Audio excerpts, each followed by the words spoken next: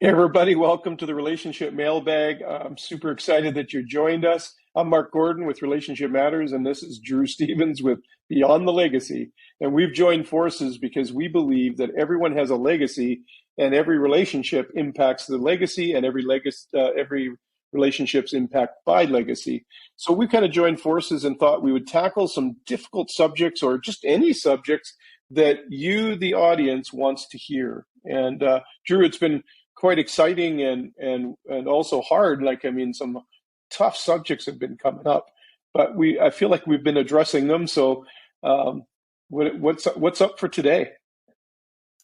So, if we haven't tackled any tough subjects, we're just coming off of addiction. That was the last two parts we just came off of. Prior to that was infidelity. Today, we're going to talk about how to navigate through an abusive relationship. Yeah. So that's a heavy one, but I think, I have the man here to navigate us through this, which is Mark Gordon. Well, so I would say, I'm going to sort of break it down as moderator. Let's go in layers. Yeah. And I would say the first layer is going to be the types of abuse. Let's start there.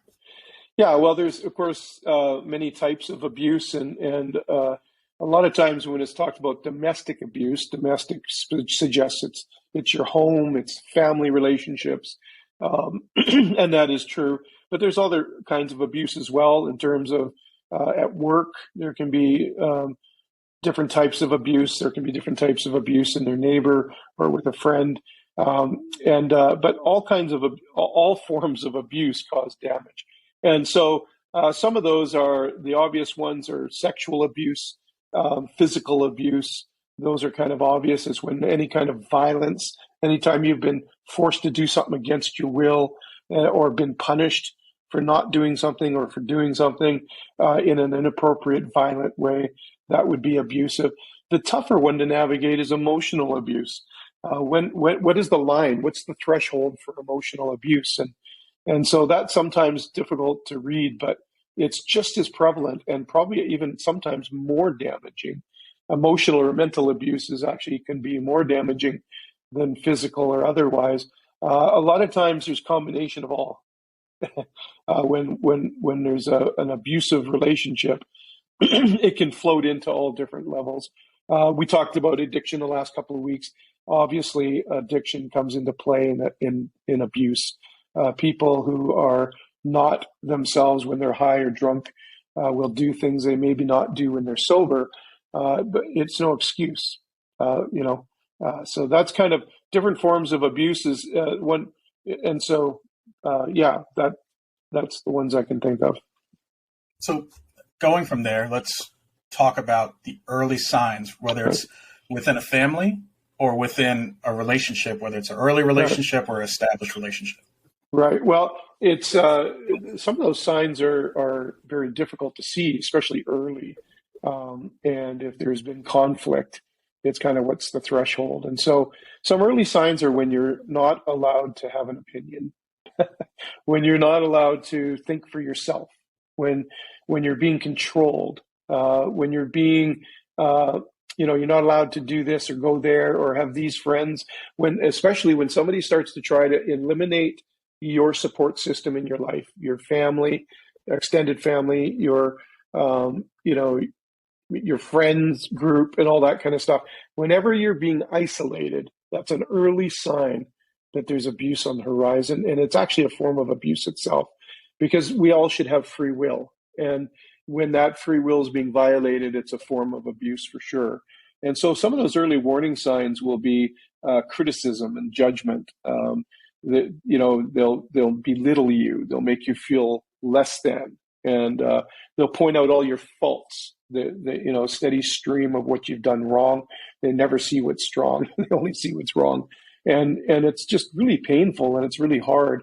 What it is it's a form of chipping away at your identity. If somebody can remove your identity and your confidence, they can then control you. And control is a form of abuse for sure. And so those early signs are when you're not allowed to do this or do that or say this. It's something to pay attention to.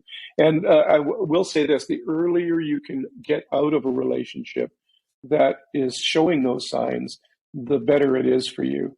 Now, it's not to say that those aren't restorable or redeemable or in any way, but without help and without getting to the cause and effect, abuse isn't much different than addiction in the sense that there's always a cause and effect. So maybe somebody grew up watching their family being abused, maybe a dad abusing a mom or vice versa. It's like, or they've seen their siblings being abused in some way, physically, emotionally. And so they grow up thinking that that's the norm. That's how you treat people. That's how you manage your environment. A lot of times abuse comes out of control, and control comes out of insecurity. And so when somebody's very insecure, they have to control their environment, then they will use manipulative tactics. They'll use demeaning and belittling tactics to try and make somebody feel like they're less than, because then they can control them. As soon as it slips over the line into physical abuse of any kind, punching a wall beside your head. In my addiction, I often would do something like that to try and scare or intimidate. And so I would throw something or punch a wall right beside their head. I never laid hands on them. Unfortunately, I never went that far where I laid hands on my wife. I don't think I'd be married still. But I did intimidate. I used intimidate tactics, and that's what often an abuser will do. And so as soon as it gets violent, if furniture's thrown around or something happens, get out of there. Get out of that situation. Get some help. So there's something Mark and I talked about in private with folks that I've supported. I've helped female friends that have been in a situation, whether it's a boyfriend-girlfriend situation, marital situation. And I would always ask Mark, I said, well, why am I public enemy number one? Like public enemy number one, meaning the spouse, the boyfriend hates my guts, right? And Mark told me, because you provide them with power. You provide them with strength. And that is the opposite of what the abuser is trying to take from them. They don't want them to be strong and independent. They want them to be dependent on them. And for me to give them hope, for me to give them opportunity in terms of options, that's the opposite of what the abuser wants. Yeah, it's exactly true. When the more support that's in your world, the more people that you have in your life that can support you and love you and get, the word encouragement is to give courage to another. So that's what that word means. So when you have people around you that encourage you, it makes you confident, it makes you strong. And that is not going to work for an abuser because they want to control you. So they'll start gaslighting. They'll start saying, Drew's against you. He's not really trying to help. He just wants something from you. And they'll try and demean you or belittle you or cause a rift. Or depending on where it is in the relationship, they might come out straight out and say, I don't want you talking to him anymore. And by the way, they'll try and control your phone and your information. They're wildly jealous. Jealousy is a early warning sign as well. When they're jealous and they go crazy when they think you're talking to someone else in any way, that's because it's coming from an insecure place, and they will try to cut you off from that and will falsely accuse you over and over and over again. I can't tell you how many people I've helped in these situations who they literally couldn't think for themselves anymore. Their whole life was taken over to the point that they couldn't make decisions. You heard the term codependency. Codependency is very real in abusive relationships. I can't live without them. I can't, they're sorry. They're going to change. They promise to change, are some things that you're going to hear. And that person, why do they keep abusing? Why don't they just leave if you're so terrible? Why don't they just break up with you? Well, because it's they're just as dependent on you as you are on them. And a lot of times the abused don't see that. They think that the other person's all powerful, but actually they're not. They don't feel powerful at all. They feel like they could lose you at any second. And so their violence or their abuse, whatever form, is to try and control you and not let you go. And so it's a really difficult thing to escape from. It's really hard. It doesn't help them for family and friends to judge them. First and foremost, But a lot of times they are going to reject your help. They're going to reject you for trying to help. They're going to be suspicious. You don't know them like I know them, are some things that I've heard. Sure. That they're apologetic. They promised they would change. And my question always is, well, what plan do you have for change? Have you set up counseling appointments? Have you set up, have they taken the initiative to get some accountability in their life and help? Well, no, they don't know what to do. It's like, well, then they don't want to change. What happens is, in some cases, unless the person's a narcissist or a sociopath, then there is no emotions, there's no feelings, there's no care for you at all. But let's say it is somebody that genuinely cares for you, and they're not a narcissist, but they keep doing it because maybe through their addiction or just because they can't manage their own anger, they keep doing it. It's the same thing. You can't, they can't just say that and not get the help that they need to get change. And so change always has action steps to it. So that's a clue for anybody that is maybe even thinking they're in an abusive situation. If there is no action steps taken to change behavior, then there is actually no remorse. There is no desire to change. They just say that to win you back. Yeah.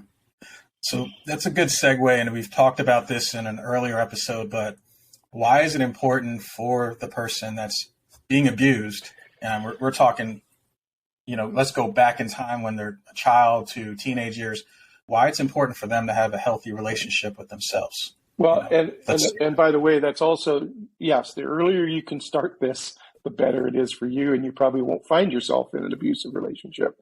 But if you've come out of an abusive relationship and you're finally free from it, the first thing you want to do in your healing journey is to start building self-confidence and to start to find your value again. Because the effects out of everything that I could list, and there's many that we could list, that abuse causes pain in someone's life. There are so many ways it affects you, but the number one is in your self-value, your self-esteem, that self-image. Those are all wiped out. And so the first thing you need to do coming out of that, or the first thing you need to do as early as you can, if you're even concerned about that could happen to you, the best prevention of it again is to know who you are and to have confidence in who you were designed to be and to have purpose in your life and that you're going in a direction. You have to believe that you have value and that you should be treated with value.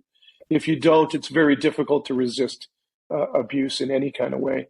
And so now I'm not talking about arrogance, and I'm not talking about like haughty pride. I'm talking about self-love that is humble, that is grateful, that like, wow, I'm so grateful. For me, I'm a person of faith. So it's like tapping into who God says I am and how he sees me changed my life. It revolutionized me because I realized that I had this tremendous value in me. Now I moved into this idea that I'm a steward of that value. So now each individual who starts to build self-confidence, the self-confidence isn't so that you are better than anyone else. The self-confidence is so that you are stewarding the value that you've been given because you were created beautifully and wonderfully. And that journey is a difficult and long one, but it is so worth the fight. The best way to prevent abuse in your life is to have confidence. And when you combine it with faith, like I have, I call it Godfidence. I kind of coined that phrase a few years ago with one of a young lady that I worked with, and she was a youth worker. And we kind of just were talking one day, and it just came spilling out of our mouth. It's like, we need confidence. It's like, yeah, we want confidence because we realize we have, the power of love in our lives, and because of that love, I can have confidence. And so you want to build up your self-confidence. Abusive relationships tear it down to nothing. And so where do you start? Well, you've got to get out of the abusive relationship first. Even if it's a pause or a break or a temporary, you got to, because you don't see it in the right light until I've always said this. I said there's three areas of life. Self-esteem is how you feel about yourself. Self-image is how you see yourself. Self-dignity is how you treat yourself. If you don't feel good about yourself, you can't feel good about others. If you can't see yourself in the right light, you're not going to see someone else in the right light. And if you don't treat yourself well, you won't mind if others don't treat you well. And so what happens is, because of that, because our self-image is so eroded, self-esteem is so eroded in abusive relationships, we lose that sense of ourselves. So we can't see the abuse. We can't actually see that we're being mistreated horribly. We feel the pain of it.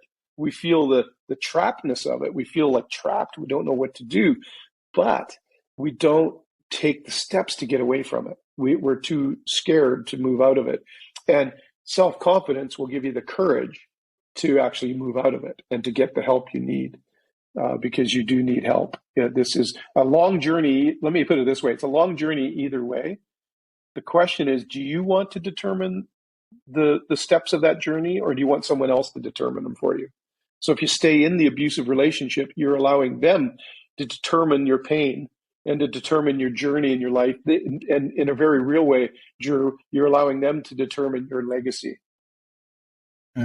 But if you take charge of that, then you get to choose what your legacy is. You get to choose how you will be treated. And then that courage allows you to make the decisions that you need to make and to see the person for what they are. Now, listen, it's cause and effect. I have grace even for the abuser in the sense that they got there for a reason. I mean, they're not just that way for no reason. However, you got to get to safety. You can't help them. You're not the person that's going to be able to help them.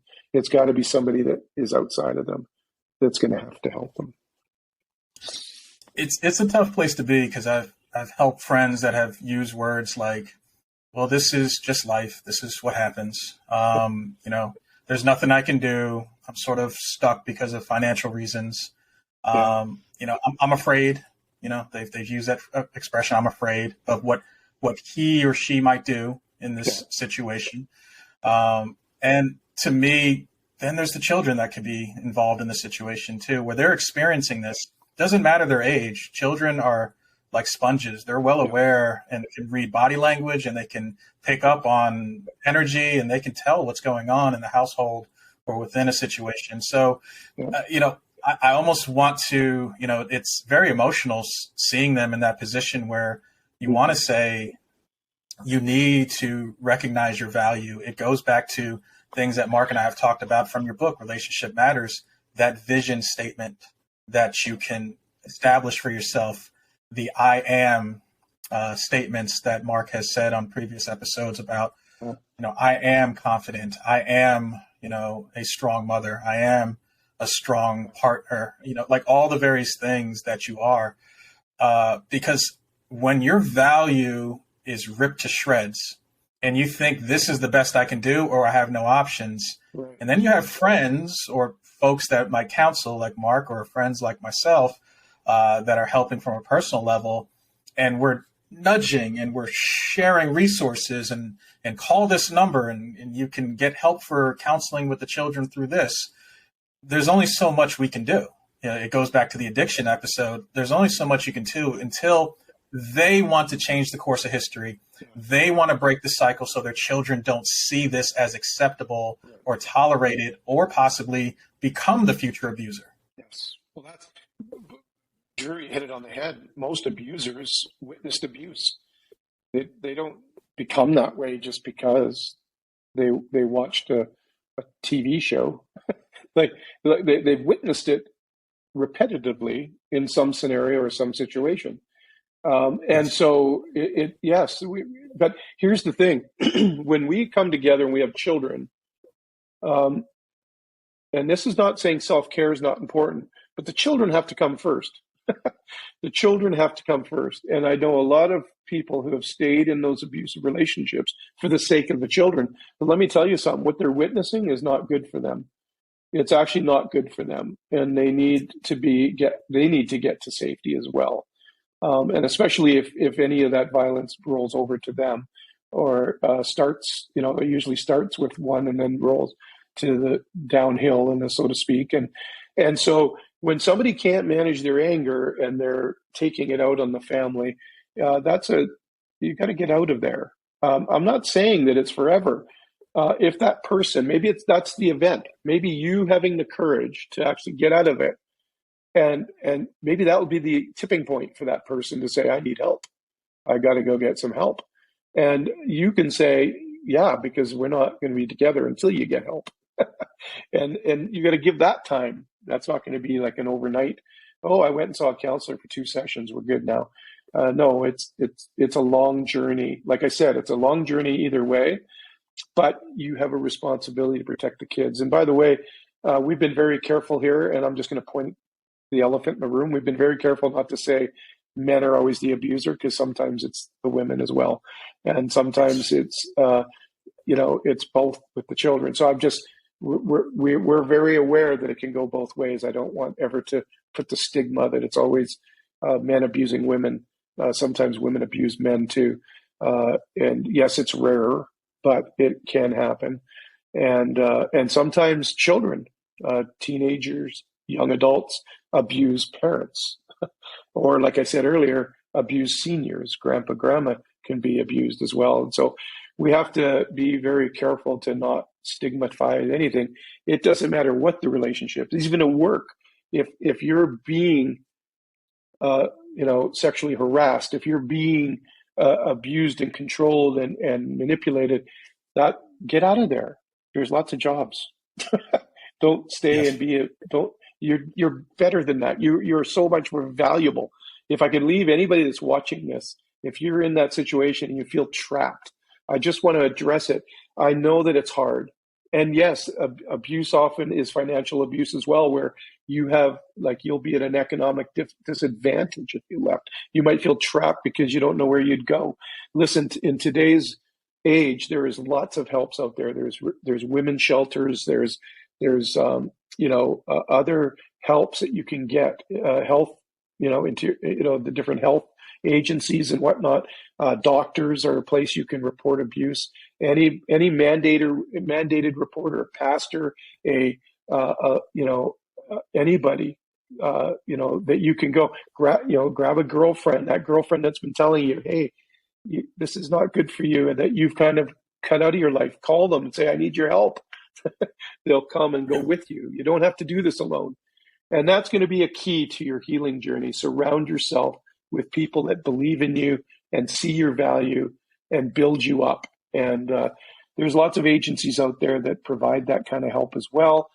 But you need to, it's really hard, because a lot of times now your whole circle of influence is wrapped up with that guy or that girl. And now, yes, it might mean you have to get a whole new set of friends. It might mean you have to get a whole new life. You might have to move cities. You might have to do things. But again, whatever the journey is, it's going to be difficult. But I would rather take the journey to freedom and wholeness and abundant life, as hard and as long as it might take, than to stay on the journey of abuse and hurt and pain, because it won't get better. That's in my experience. And how many times, what does the stats say about domestic, where there's spousal murder? There is lots of signs, but so you need to get to safety, you need to get help, and you need to move forward. Now, if a couple sees it and there's agreement, yes, I have a problem, then get them the help. Get them the help that they need to really work through this.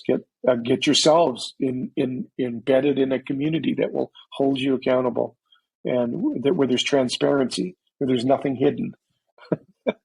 Secrets are the abuser's friend.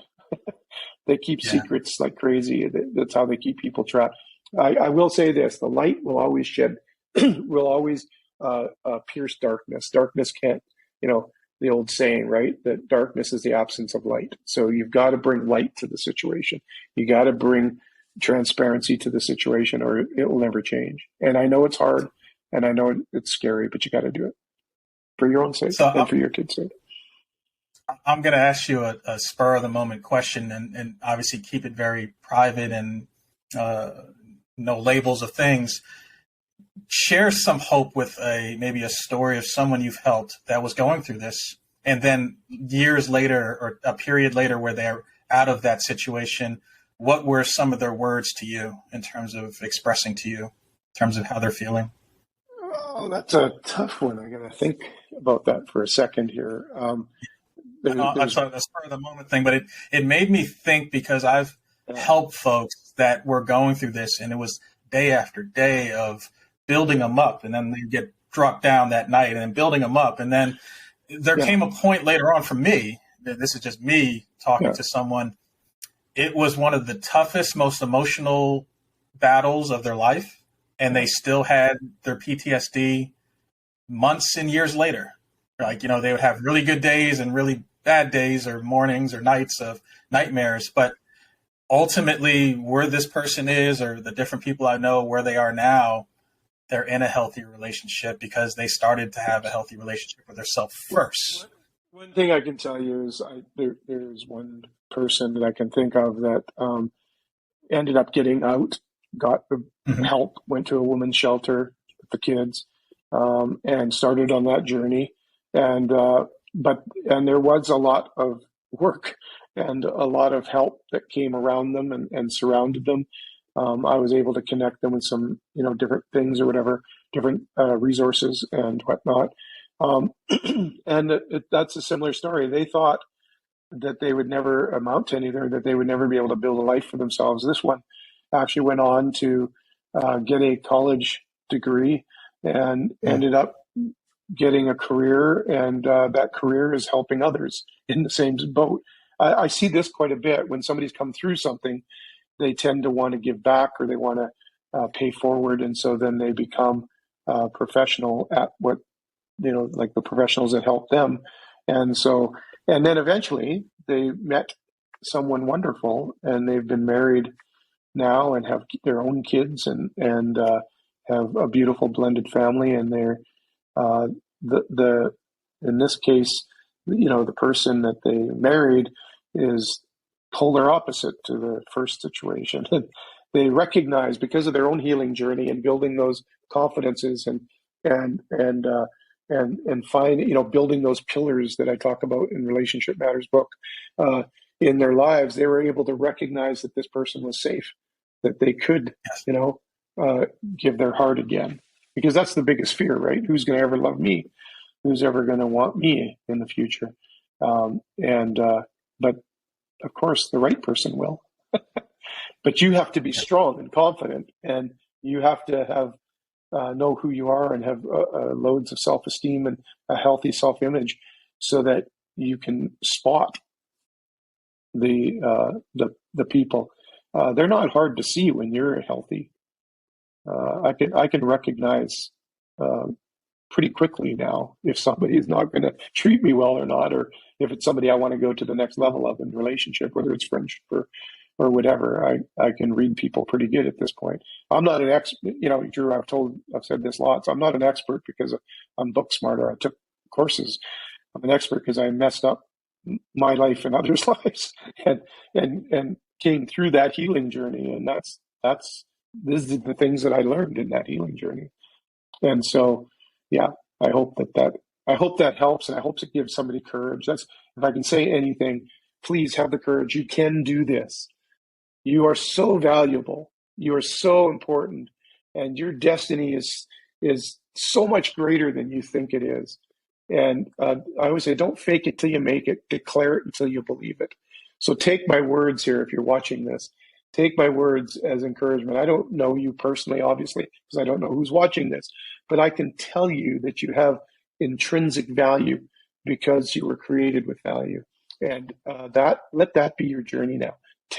Find out where your value is, what makes you valuable, what is unique about you, what are your gifts and abilities, what are those hopes and dreams that you had. They're not gone, they're just buried under a pile of pain. Dig through the rubble, find that hope again, and then go for it. Get people around you. Find somebody today. Don't even wait a second after this video's done. Pick up the phone and phone the trustworthy person and say, I need help. The quicker you do it, while you're inspired from listening to this, the quicker you do it, the quicker you're going to be able to move into your journey of healing. Yeah, and there's that saying, on the other side of fear is everything we ever wanted, right? Yeah. So they're going to have to take that leap of faith. It's going to be scary. Yeah. I know there's well, what if this happens, or what if something violent happens? Unfortunately, in order to create change, you're going to have to take that leap of faith, and Yeah. you're going to have to believe in yourself, and you're going to have to trust the person that you're going to work with potentially to get you out of this situation, to help make the phone calls while you're not around, Right.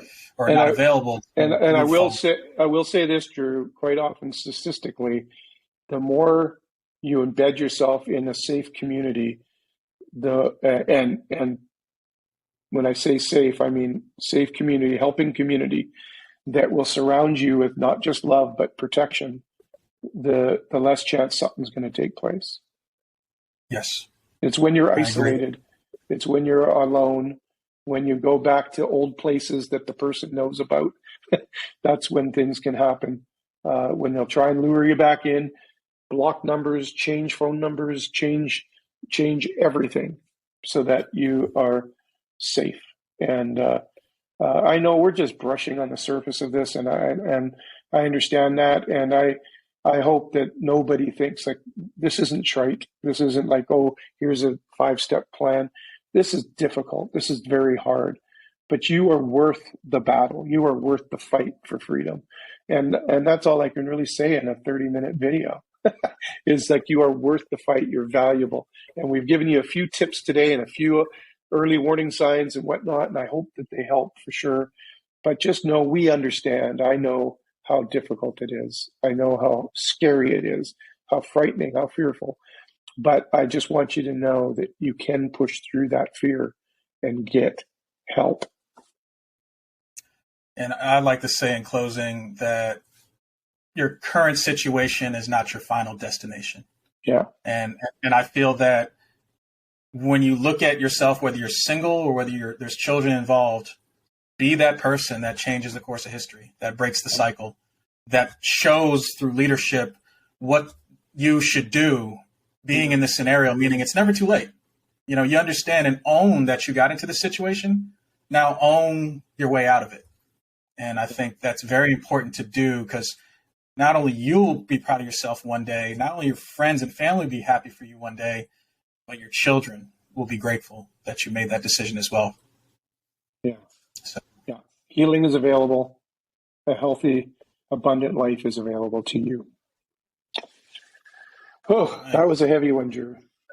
That's my heart breaks. It's draining. It's very emotional because, you can only imagine between both of us how many we've helped and talked to offline, on the record, in this situation. And, I definitely want to say, with no judgment, like, you're loved. People out there that are watching this, you're loved, and you do have value regardless of what's in front of you. So, yeah, for sure.